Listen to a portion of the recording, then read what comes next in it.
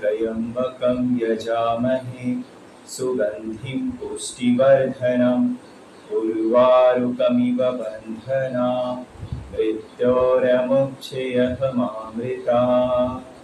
ॐ सहनां भवतु सहनौ भुनक्तु सह वीर्यं करवावहै तेजस्विनावधीतमस्तु मा विद्विषावहै। ॐ असतो मा सद्गमय तमसो मा ज्योतिर्गमयः मृत्योर्मामृतं गमयः। ॐ शान्तिः शान्तिः शान्तिः। प्रारंभ कर लीजिए आप सभी भस्त्रिका प्राणायाम।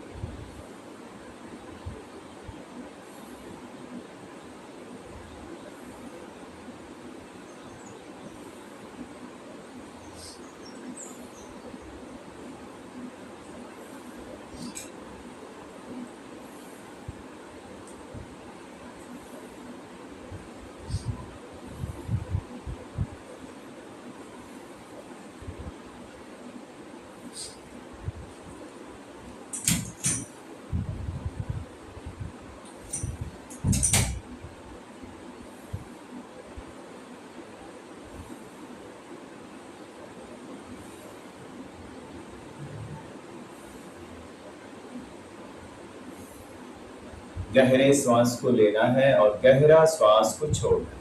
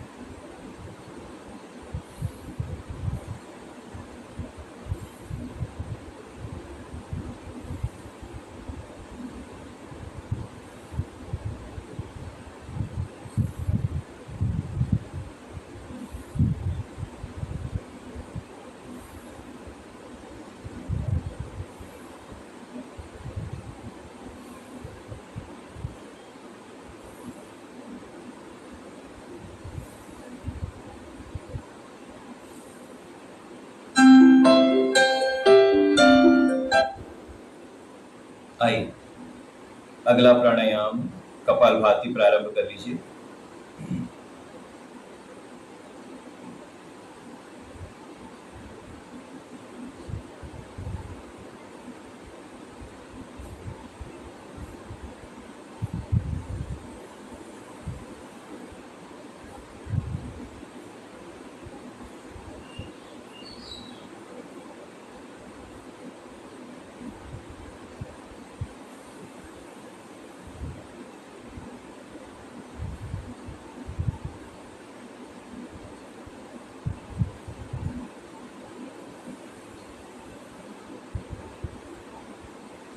करते हैं कपालभाति प्राणायाम।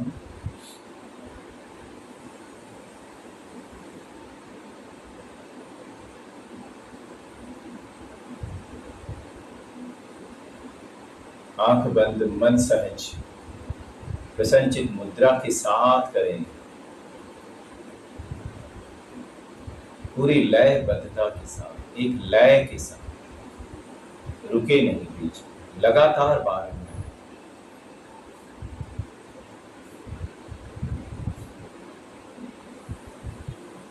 निरंतर सफलता तभी मिलती है जब हम निरंतर होते हैं।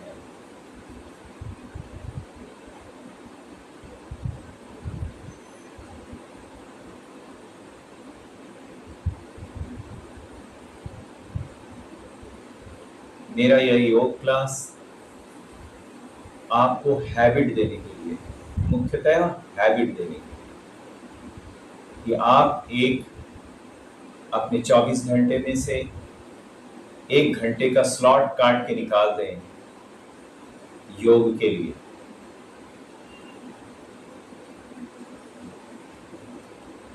अपने जीवन में आप देखेंगे कि कभी भी किसी चीज का अगर प्रेशर ना हो ना, तो हम वह काम नहीं करते।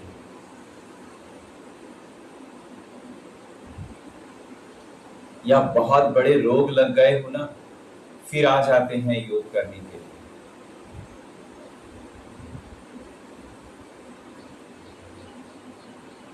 बिना प्रेशर, एक टाइम के स्लॉट का प्रेशर, इस 6:50 में मुझे जुड़ना है, मैं इस चीज की हैबिट देना चाहता हूँ, इसकी आदत लग जाए आप।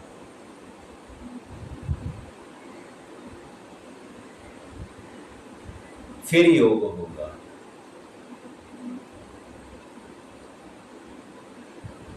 योग बड़ा ही निरस है।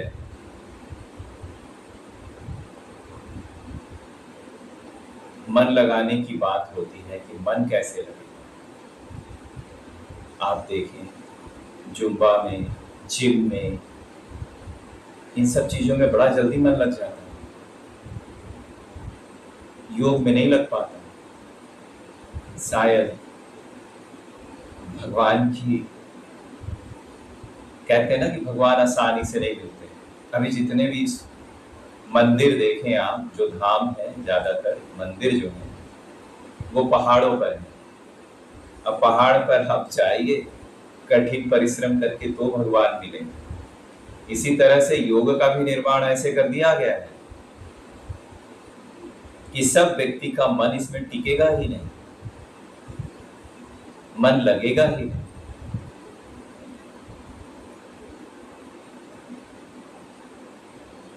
तो पहले के गुरु लोग करते क्या थे ना, लोगों को जगाया नहीं करते थे बहुत ज्यादा आजकल के गुरुओं की तरह।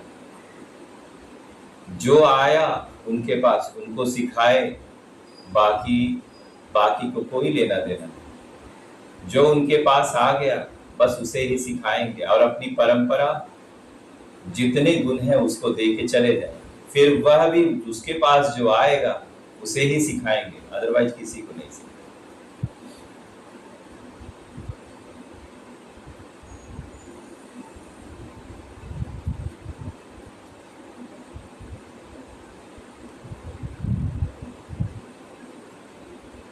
स्वामी जी महाराज ने ऐसा जगाया है हम लोगों को,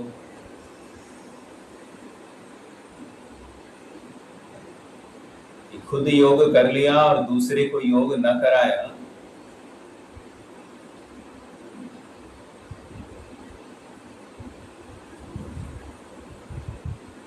तो फिर आपका योग कोई काम का नहीं। बहुत तरह से जगाते थे। क्लास में याद है जब 2009 में गया,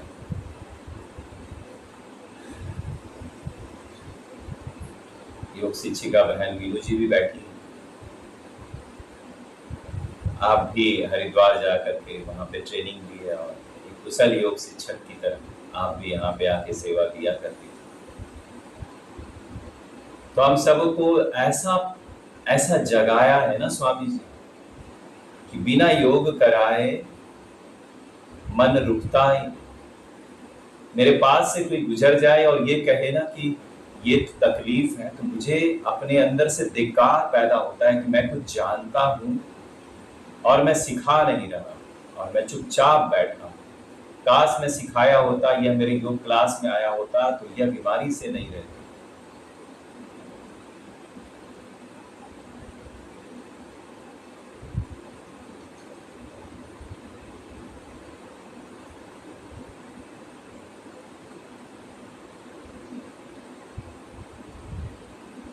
आपकी निरंतर आदत पड़ जाए ना, ये बहुत जरूरी है, बहुत जरूरी है।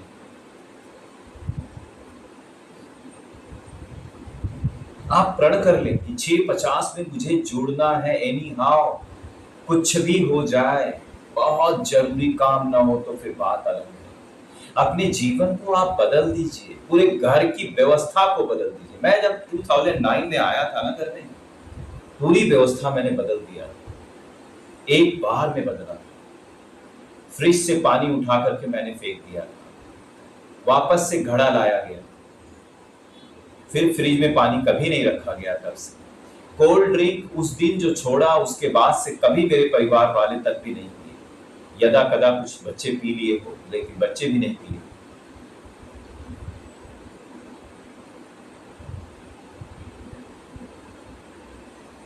सुबह उठने की आदत, ऐसा नहीं था कि मेरे पूरे परिवार में था ऐसे पूरी तरह से, या पिताजी तो उठा करते थे, माँ भी थी, लेकिन बहुत ऐसा कठिन नियम नहीं।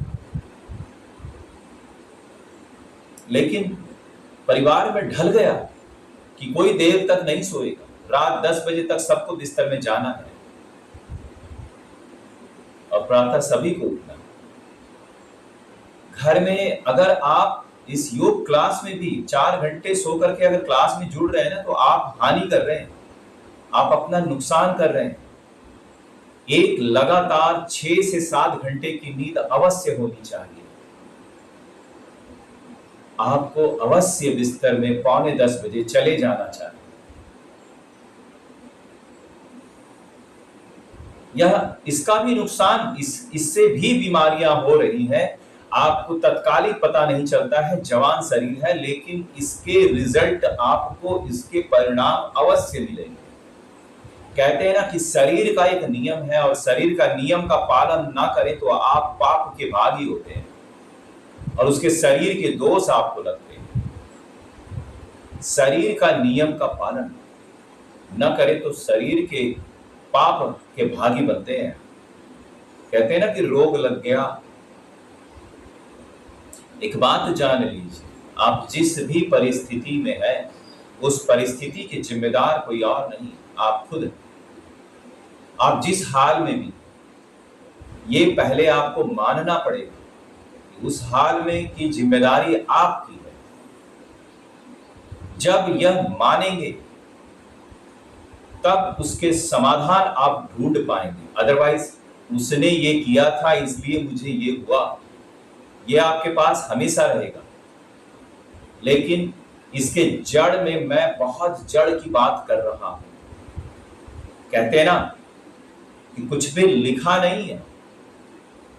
आपके जन्म कुंडली बना लिए है ना, मैं बताता हूं, सदगुरु बताते हैं, तमाम लोग बताते हैं, मैंने इसे बहुत गहन अध्ययन किया है। आप सब लिखी हुई बातों को बदल सकते हैं।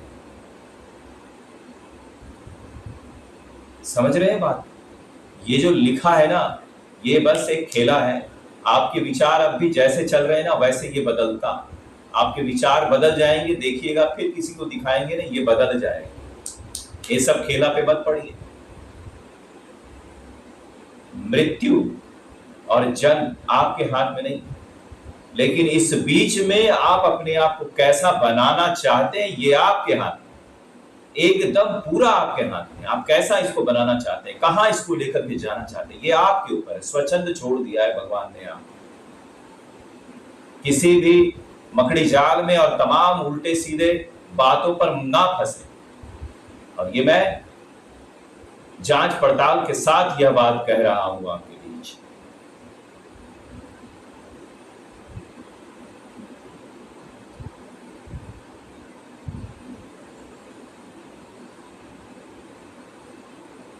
आप सभी कर रहे हैं कपालभाति। देखिए, योग में जुड़े हैं तो योग करें, बातचीत एक दूसरे के साथ ना करें, अपना समय ना गंवाएं। इस बात का ध्यान रखें। जब आप कपालभाति कर रहे हैं ना, तो भी किसी से बातचीत ना करें।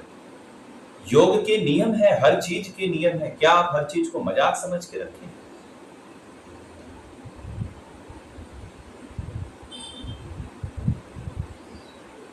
एक मिनट और है, पूरी ईमानदारी के साथ।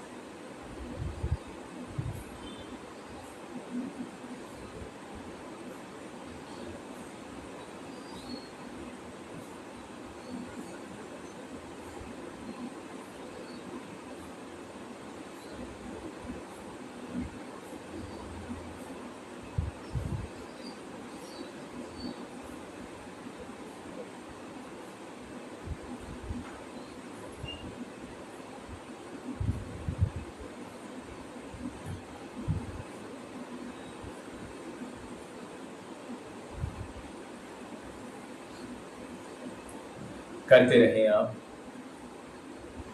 16 सेकंड, 12 सेकंड, 9 सेकंड। आइए,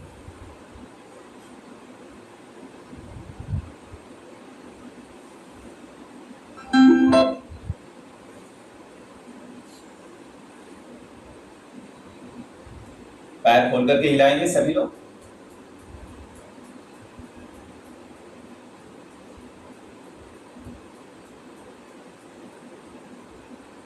जो योग पूरी तरह से न कर पाए, पूरे सक्षम ना भी हो, आइए पैर के पंजा को हिलाएं। तो भी मेरे इस क्लास में आप जुड़े। जो उपाय हमने बताए हैं आपको नाद योग, उसका अभ्यास करें।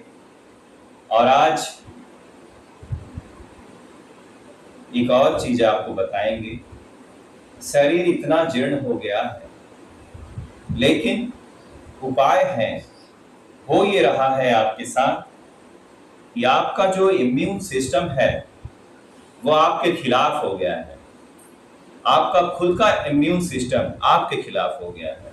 आइए प्रारंभ कर लीजिए आप सभी। अनुलोम विलोम या नाड़ी शुद्धि प्राणायाम, और लीन हो जाइए अपने भगवान पर। ये भगवान को प्राप्त करने के रास्ते हैं। योगी भवः अर्जुनः, कृष्ण भी कहते हैं योगी बनो। कृष्ण अर्जुन योगी बनो। योग का रास्ता भगवान को प्राप्त करने का सबसे सरल, सबसे करीब का रास्ता है। कई रास्ते हैं ना, नदियां एक घाट बहु तेरे। एक नदी में घाट बहुत सारे हैं उस पे उतरने के लिए, लेकिन सबसे अच्छा रास्ता कौन सा है? तो योग। योगी बनिए और योग के रास्ते से भगवान की तलाश कीजिए। ध्यान में मग्न हो जाए। जो भी आपके आराध्य देव है ना, उसको अपनी परिकल्पना में लीजिए, जैसे कि वो साक्षात आपके पास बैठे हैं और आपको आशीष दे रहे हैं। एक पल के लिए भी आप हिले नहीं, क्योंकि भगवान का आशीर्वाद आपको मिल रहा है।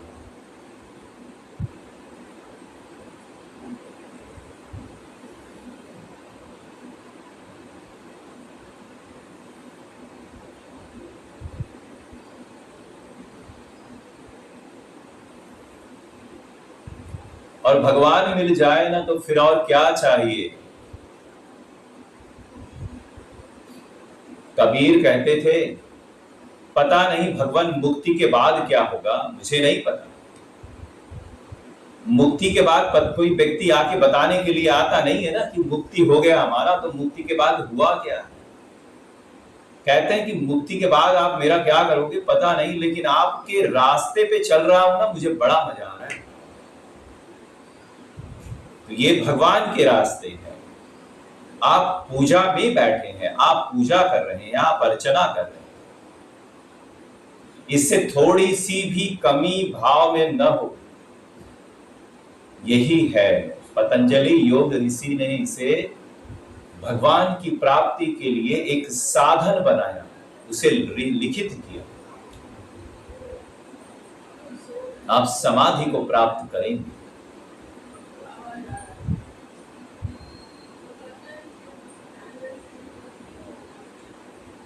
इसके लिए आपको जीवन नहीं छोड़ना है, आपको घर नहीं त्यागने, आपको जंगल नहीं जाने। आप गृहस्थ जीवन में रहते हुए आप मुक्ति को प्राप्त करेंगे, आप भगवान को प्राप्त करेंगे। और आपका जीवन जितना दिन भी है, आपके निर्णय लेने की क्षमता बढ़ जाएगी, अलग हो जाएगी। आपको पारदर्शिता के रूप में अपनी गलतियां आपको दिखाई देंगी कि मुझ में क्या क्या गलती है। पता है मुझ में क्या दोष है, वो आपको दिखने लग जाएगा। कहते थे ना पंडित श्री राम शर्मा आचार्य जी, हम बदलेंगे युग बदलेंगे, अपने आप को बदलने की बात कहते थे। यह अध्यात्म में इसके बहुत परे में है। आप इसकी गहनता को नहीं जानते। आप धीरे धीरे इस जितनी प्रक्रिया मैं बता रहा हूं आप करते जाएंगे, एक समय आएगा कि आपके अपने दोष आपको दिखाई देने लग जाएंगे कि मेरे अंदर कितने दोष हैं। और जिस दिन ये होगा ना, आप देखिएगा आपके परिवार में कल्याण होगा। हम अपने दोष नहीं देख पाते हैं, ऐसी कोई शिक्षा नहीं है जो आपको अपने दोष आपको दिखा पाए, वह योग में है। मैंने इसे महसूस किया। और जिस दिन आपके दोष खुद से दिख जाए, आप देखिएगा कि आप अपने आप में परिवर्तन कर लेंगे, सामने वाला अपने आप आपके हिसाब से परिवर्तित हो जाएगा, आपके परिवार के तमाम सदस्य। ये मैंने अपने परिवार में देखा है।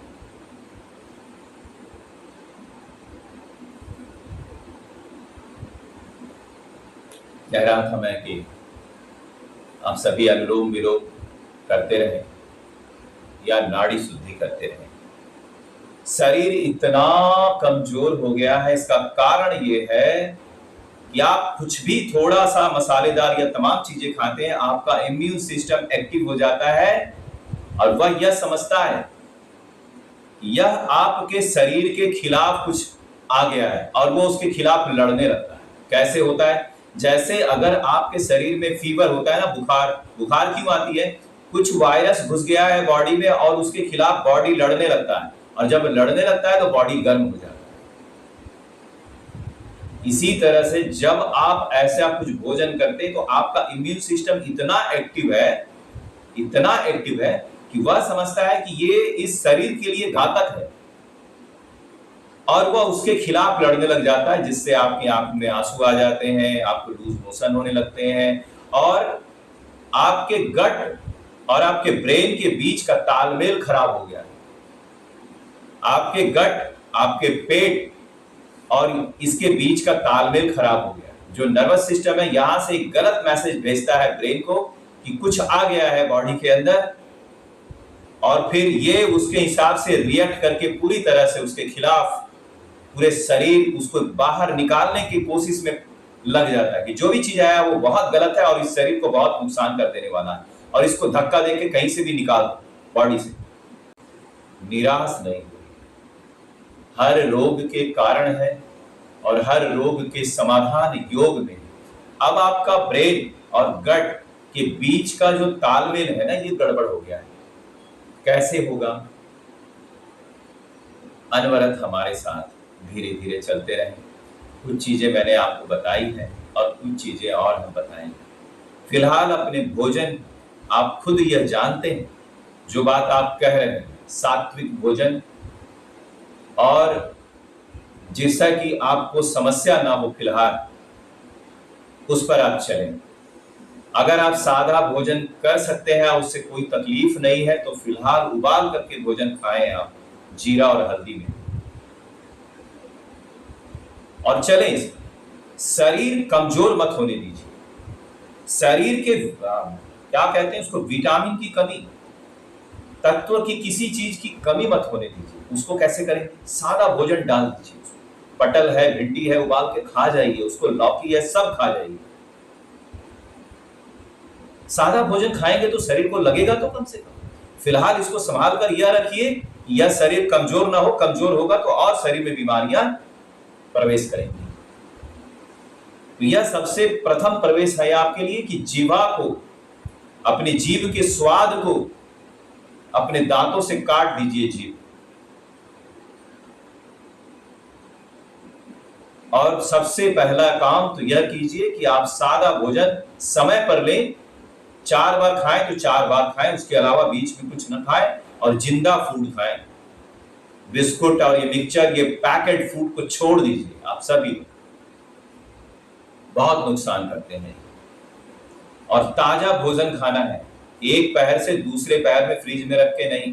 खासतौर से आपके लिए मैं कह रहा हूं, एकदम ताजा जो बना उसी समय खाइए। उसके बाद ऐसा नहीं कि फ्रिज में रख के दूसरे पहर भी खा लेंगे 5 मिनट के बाद, मत कीजिए। ये कम से कम आप मत कीजिए। बाकी लोग थोड़ा बड़ा कर सकते हैं, बाहर आए तो अच्छा है, ठीक है। एक पैर से दूसरा पैर आप फ्रिज में रख के खा सकते हैं, लेकिन आपके लिए बिल्कुल नहीं।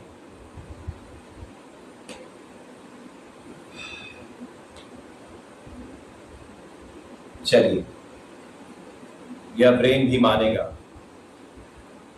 इसको मानना पड़ेगा। योग में मैं ऐसे मैंने रिजल्ट देखे हैं और योग की पुस्तकों में इसकी चर्चा है। ऐसा नहीं कि कुछ परे की बात मैं कह रहा हूं। करते रहे आप अनुभव। नाद योग करें अभी अभ्यास, और शवासन में लेट करके हमने कहा ना आपको केवल ब्रीदिंग करें थोड़ा गहरा, ज्यादा भी ना करें, 3 मिनट जितने से आपको नुकसान ना हो, 5 मिनट ही कर लें। नाद योग करने में 5 मिनट शायद लगेगा, बस नाद योग करेंगे अभी ऐसे ही चलेंगे। थोड़े मोड़े 5, 10, 15 मिनट ही करें आप, ज्यादा नहीं। हाँ, मेरी इस वीडियो जो 7 बजे से चालू होता है, 7 बजे से लेके 20 मिनट तक यहाँ आप रहें तो चर्चाएं होती रहेंगी, मन गिरेगा नहीं।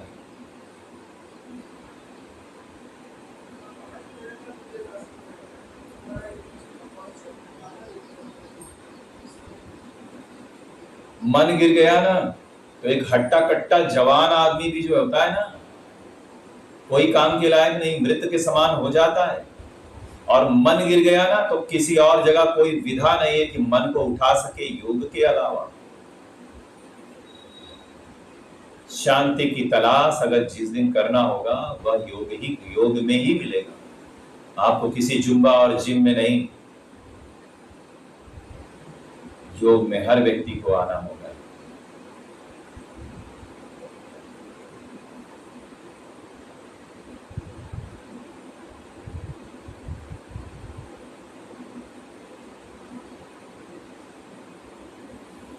शांत गहरा श्वास लें, गहरे श्वास। इस ऑक्सीजन में ही आपकी सारे शांति के राज छुपे। उतार लीजिए, इसके लिए पैसा नहीं लगता। मुक्त अवस्था में अभी यह दिख रहा है। लेते जाएंगे, अपनी ऊर्जा अपने शरीर में उतारते जाएंगे।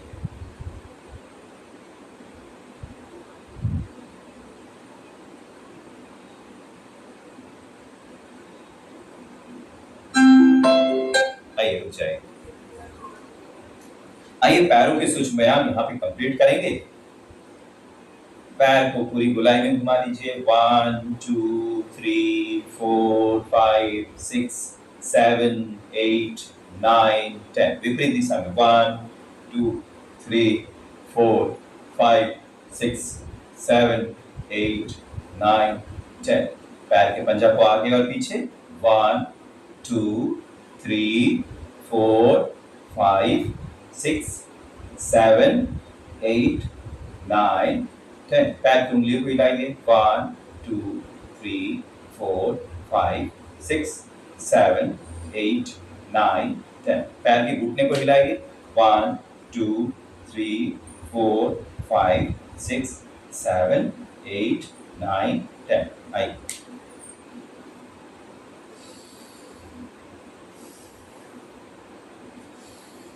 पैर के पंजा को हिलाइए।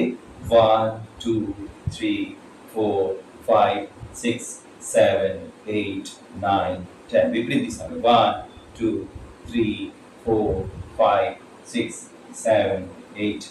मेरे साथ ही कीजिए, ऐसा नहीं कि आप थोड़े बाद में करें या थोड़े, जैसे जैसे मैं करता जाता हूँ साथ साथ में करते जाइए। पैर के पंजा को हिलाइए। 1 2 3 4 5 6 7 8 9 10। विपरीत दिशा में 1 2 3 4 5 6 7 8 9 10। आइए तो उसको बाद में कर लेते हैं।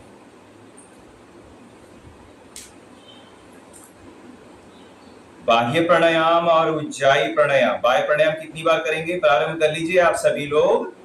बाह्य प्राणायाम 3 बार और उज्जाई 5 बार, और फिर कर्ण रोगांतर 3 बार, और फिर क्लैप करेंगे 1 मिनट। ठीक है, चलिए।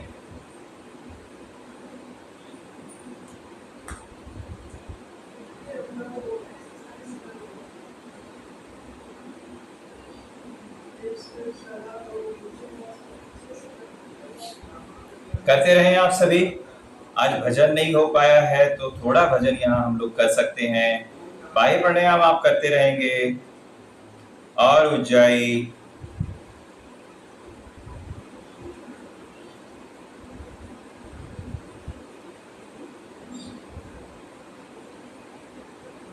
क्षमा करो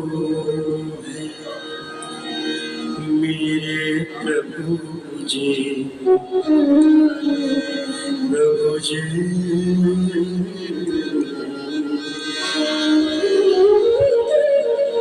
क्षमा करो मेरे प्रभु जी, अब तक के सारे अपराध। मेरे प्रभु जी, अब तक के सारे अपराध धो डालो की चादर, धो डालो की चादर, लगे इसमें जो भी क्षमा करो मेरे प्रभु जी, अब तक के सारे अपराध क्षमा करो।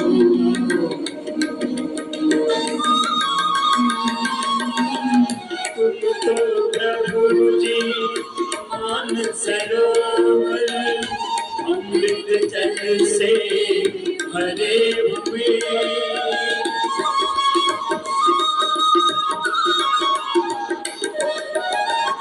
तुम तो प्रभु जी मान सरोवर अमृत जल से भरे हुए, पारस तुम हो एक लोहा में, कंचन होवे जो भी छुए, कच के जगत की सारी माया, कच के जगत की सारी माया, तुमसे कर लो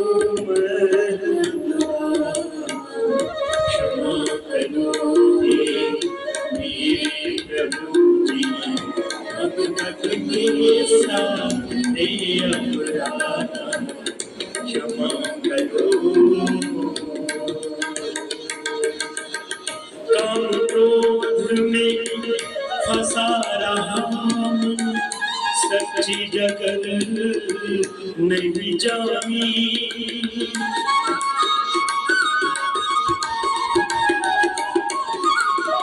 क्रोध में फंसा रहा सच्ची जगत नहीं जानी, लोभ मोह मत में रह कर प्रभु कर डाली मैंने मनमानी, मनमानी में दिशा गलत है, मनमानी में दिशा गलत है, जहाँ जहाँ है क्षमा करो मेरे प्रभु जी, अब तक के सारे अपराध क्षमा करो। इस तक की सुंदर रचना कर तुमने जो कार्य किया,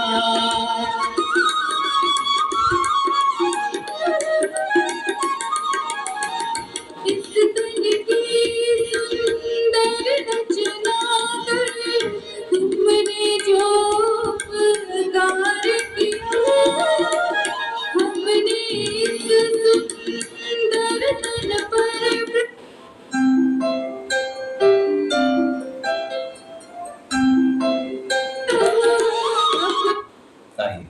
खड़े रूपांतर करेंगे।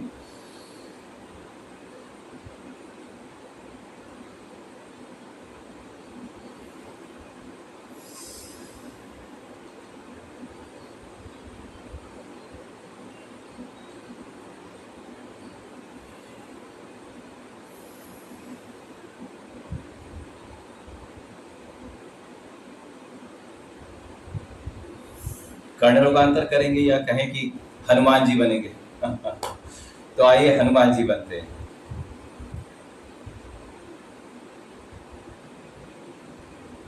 गाल फुला करके हनुमान जी बन जाएंगे। कर्ण रोगांतर हो गया है, और क्या बचा है? क्लैप करना है। तो 1 मिनट क्लैप कर लेंगे। चलिए प्रारंभ कर लीजिए आप सभी। आप 1 मिनट 10 सेकंड कर लीजिए।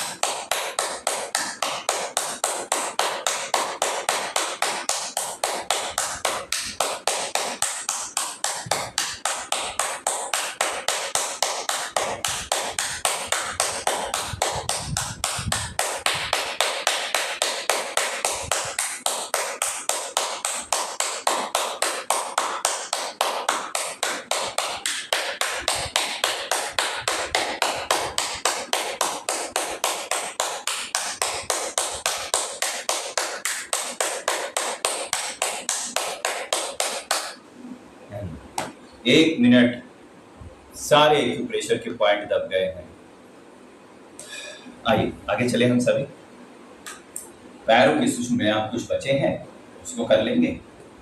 आइए, जिनका कमर का दर्द होगा तो वो इसे नहीं करेंगे। 1 2 3 4 5 6 7 8 9 10। विपरीत दिशा में 1 2 3 4 5 6 7 8 9 10।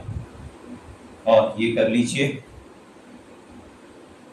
1 2 3 4 5 6 7 8 9 10 11 12 13 14 15 16 17 18 19 20। आइए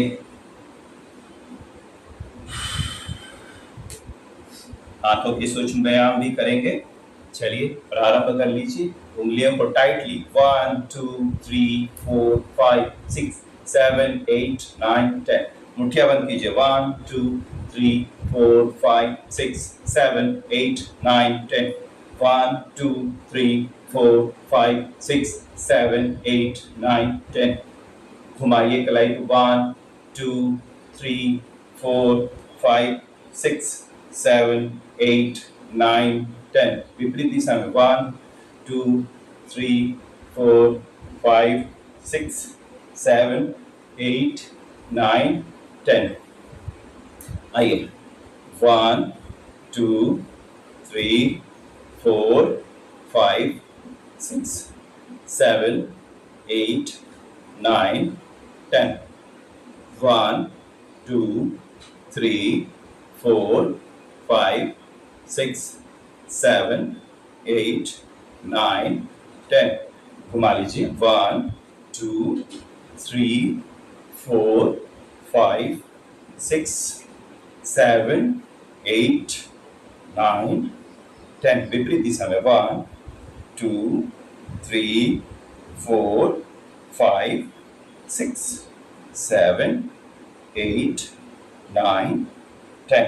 कंधे को हिला लीजिए। 1 2 3 4 5 6 7 8 9 10। विपरीत दिशा में 1 2 3 4 5 6 7 8 9 10। आइए हाथों के साथ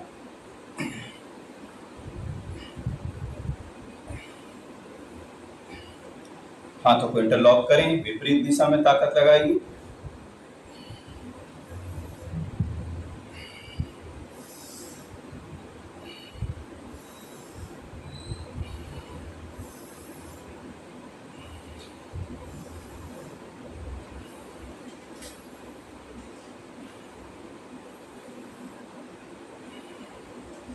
आइए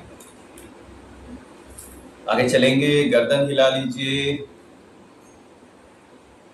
1 2 3 4 5 6।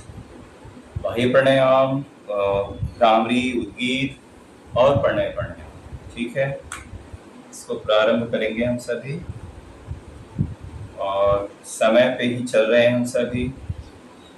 1 घंटा 10 मिनट का ही पैकेज है आपका, इसे करेंगे हम लोग 6 मिनट। आइए, पूरी ईमानदारी के साथ कीजिए। ये आपके ब्रेन में कभी ट्यूमर नहीं बनने देगा। अगर ट्यूमर बनता है तो खत्म हो जाएगा।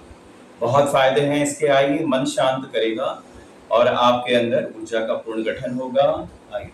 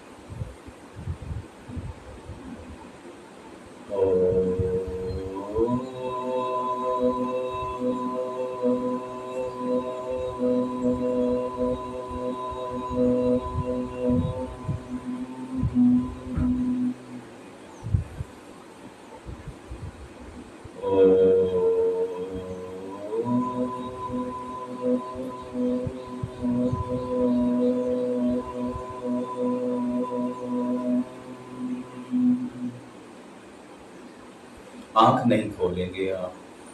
आंख बंद, मन सहज, प्रसन्न चित मुद्रा के साथ चेहरा थोड़ा ऊपर की ओर रखें। ऐसा करने से आपके आज्ञाचर आपके माथे के ठीक बीच पे एक सहज ध्यान बनता है। उस ध्यान को बनाए रखें। अपनी श्वासों के प्रति आप चेतन रखें। देखिए, जैसा मैं कहता हूं ना, वैसा ही करें आप। ध्यान वहां बनाए रखें और अपने श्वासों के प्रति आप चेतन रहें। शरीर का कोई एक अंग भी ना हिले। चुपचाप शांत केवल आप बैठें। अपने मन में आने वाले विचारों की परवाह ना करें। जब ध्यान आ जाए फिर से अपनी इसी मुद्रा में आ जाए।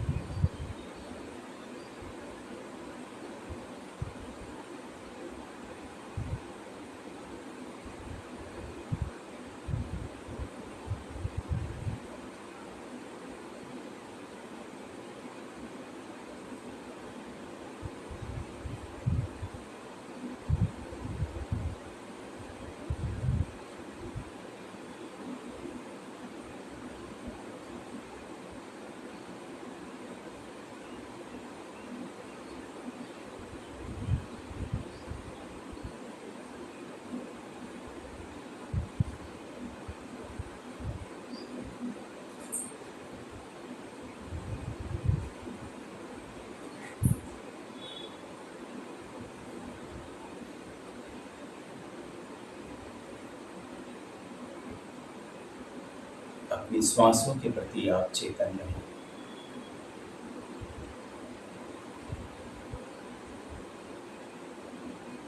प्रभु की कृपा हर पल